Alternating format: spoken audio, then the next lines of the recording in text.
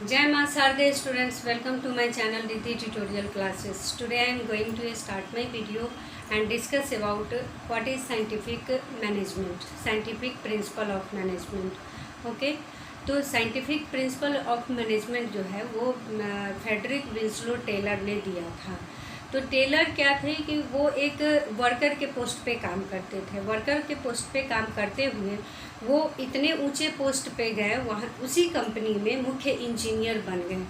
तो सिर्फ वो अपनी मेहनत और लगन से वर्क को आगे बढ़ाए थे और प्रिंसिपल दिए थे। तो चूँकि वो श्रमिक के बीच में रहे थे तो इसलिए वो चाहते थे कि श्रमिक क्यों पूरी अपनी क्षमता के साथ काम नहीं कर पाता है, इसलिए उन्होंने अपना जो प्रिंसिपल दिया वो श्रमिक के लिए दिया था।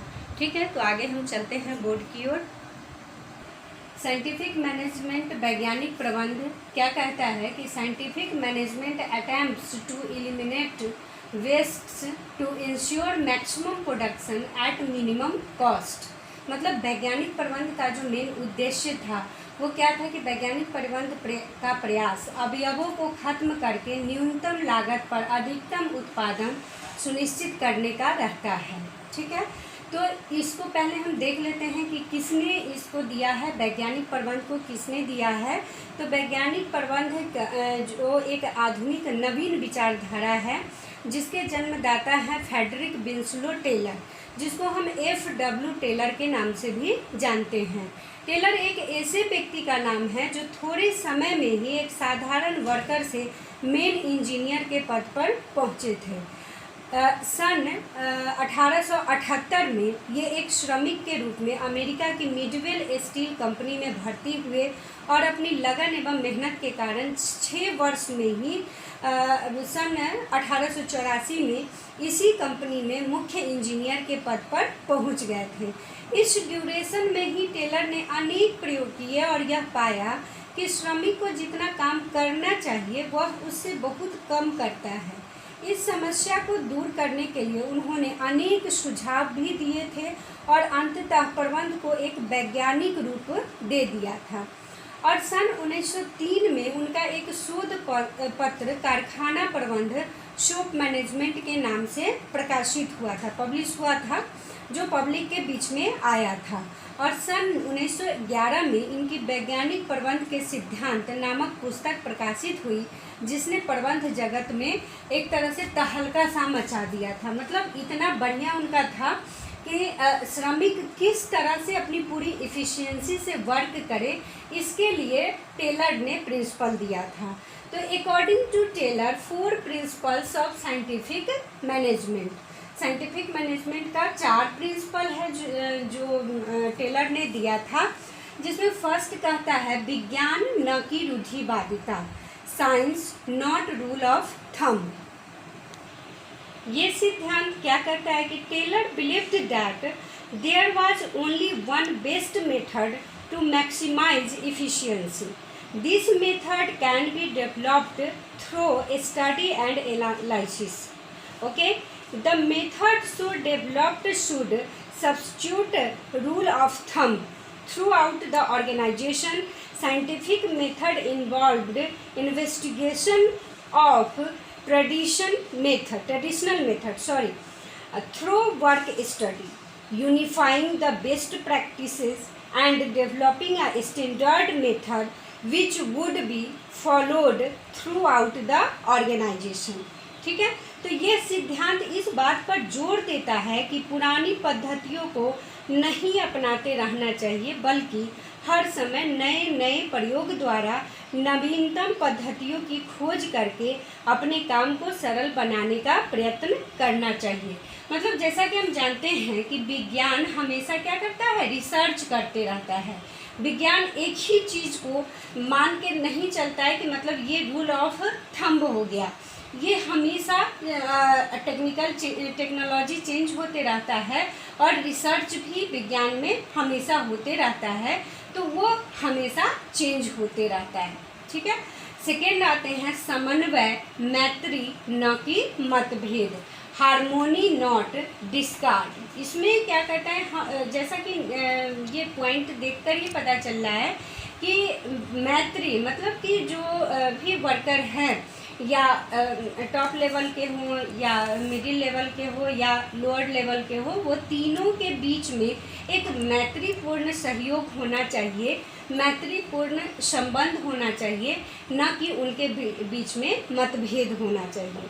अगर हमेशा मतभेद ही रहेगा तो कोई भी वर्क सही ढंग से नहीं हो सकता है। According to Taylor, in group action those who work together should carry out their task in harmony, that is with mutual give and take and proper understanding. ठीक है, only then can it be possible for the group of contribute more than the sum of individual contributions. ठीक है, Taylor के अनुसार इस सिद्धांत का अर्थ संस्था के अंदर ऐसा वातावरण बनाया जाना चाहिए जिसमें श्रम एवं प्रबंध दोनों एक दूसरे को अपना पूरक समझें। ठीक है, अर्थात संस्था के अंदर मैत्रीपूर्ण वातावरण का होना चाहिए। मतलब कि इसमें दोनों एक दूसरे को अपना पूरक समझे, वो समझे कि अगर हम चाहें तो जब तक हम टॉप लेवल मैनेजमेंट से मिलकर ना रहे तो लोअर लेवल मैनेजमेंट कभी भी सही ढंग से काम नहीं कर सकता, और ना लोअर लेवल मैनेजमेंट समझे कि हम अगर टॉप लेवल से मिलकर काम करेंगे तो हम बेटर ढंग से कर पाएंगे, ऐसा नहीं हो सकता है। थर्ड पॉइंट है सहयोग न कि व्यक्तिवाद, कोऑपरेशन नॉट इंडिविजुअलिज्म। ठीक है, ये पॉइंट क्या कहता है कि according to Taylor there should be an almost equal division of work and responsibility between workers and management. All the day long the management should work almost side by side with the workers, helping, encouraging and smoothing the way from them। ठीक है, ये सिद्धांत के अनुसार हम क्या समझ सकते हैं कि सभी व्यक्तियों द्वारा की जाने वाली क्रियाएं आपसी सहयोग से की जानी चाहिए। टेलर ने यह सुझाव दिया है कि परिमापों का निर्धारण प्रबंधक व श्रमिक सामूहिक रूप से करें। इससे क्या होता है, भागीदारी बढ़ती है और भागीदारी से जिम्मेदारी बढ़ती है।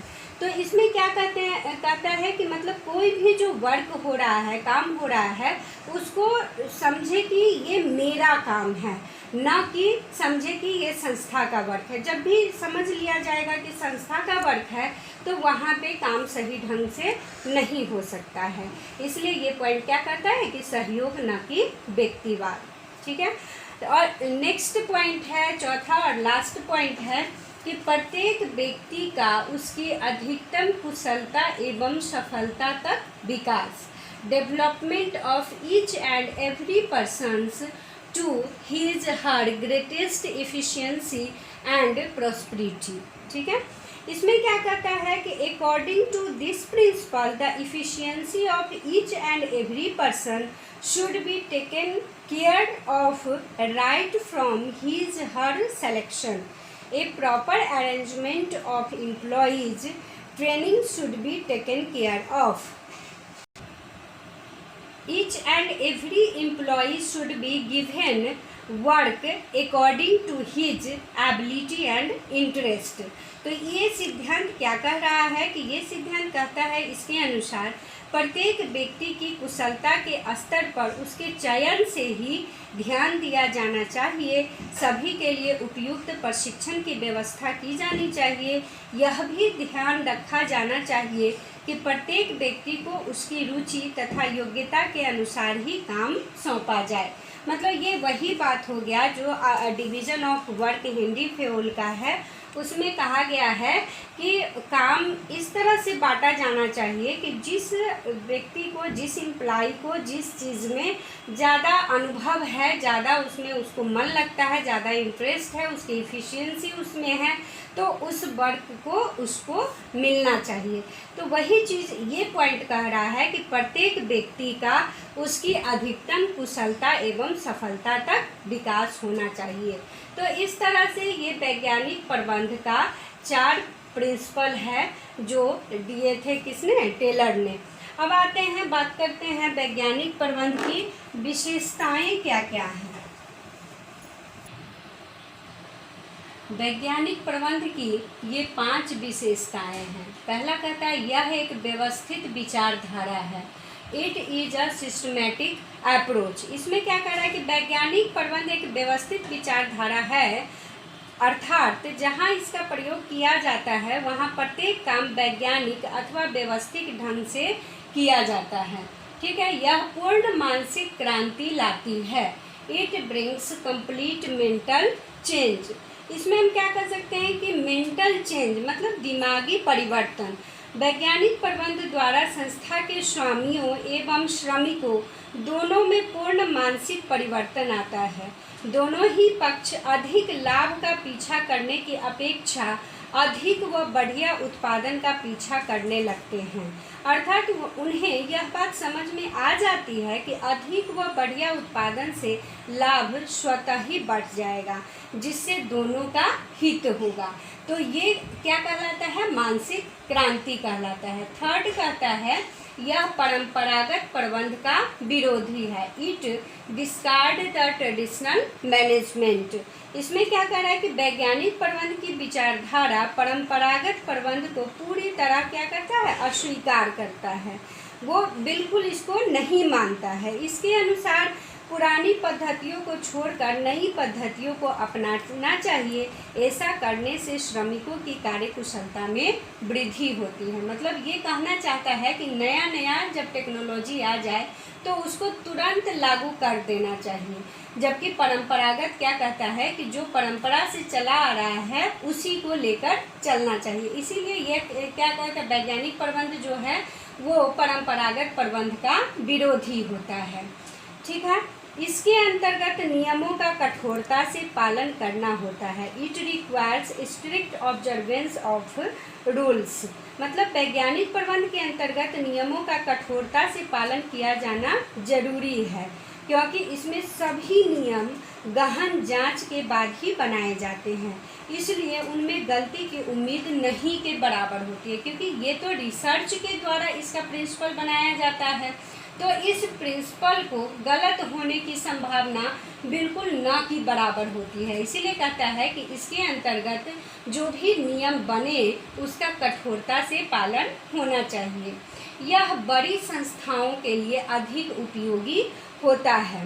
तो इसका it is more useful for large organization. Large organization में जहाँ तक प्रबंध के सिद्धांत का सवाल है वो इसमें ज़्यादा इम्पोर्टेंस अपना रखता है, क्योंकि बड़ी संस्थाओं को ज़्यादा से ज़्यादा उत्पादन प्रोडक्शन की ज़रूरत होती है, और वो ज़्यादा से ज़्यादा इफ़िशियंसी एम्प्लॉय में कैसे आएगी तो वो वैज्ञानिक प्रबंध बताता है। इसलिए कहते हैं कि यह बड़ी संस्थाओं के लिए अधिक उपयोगी है। अब हम लोग को देखना है कि दोनों में हेनरी फेयोल ने जो प्रिंसिपल दिया है और टेलर ने जो प्रिंसिपल दिया है उन दोनों में अंतर क्या है। तो इस अंतर को हम अगले क्लास में देखेंगे। ओके, तो इस तरह से हमारा वैज्ञानिक प्रबंध का जो प्रिंसिपल है वो प्रिंसिपल हमने ख़त्म किया और विशेषताएं भी बताई। तो इन दोनों में आप जो लगता है कि नहीं समझ में आ रहा है, कुछ और समझना चाह रहे हैं, तो वो आप कमेंट ज़रूर करेंगे। एक बात और मैंने आजकल बोलना छोड़ दिया हुआ था, आप एक बार देखने के बाद लाइक ज़रूर करें, क्योंकि लाइक करने से हमारा हौसला बढ़ता है और लगता है कि मैंने जो वर्क किया है वो लोगों को पसंद आ रहा है। ठीक है, ये बेसिकली हम स्टूडेंट्स के लिए ही लाते हैं, और स्टूडेंट्स को अगर अच्छा लग रहा है तो वो ज़रूर कमेंट करेंगे। कमेंट करने पर पता चलेगा कि क्या इसमें सही है और क्या गलत है। ओके गाइज, तो thanks for watching my video. Bye.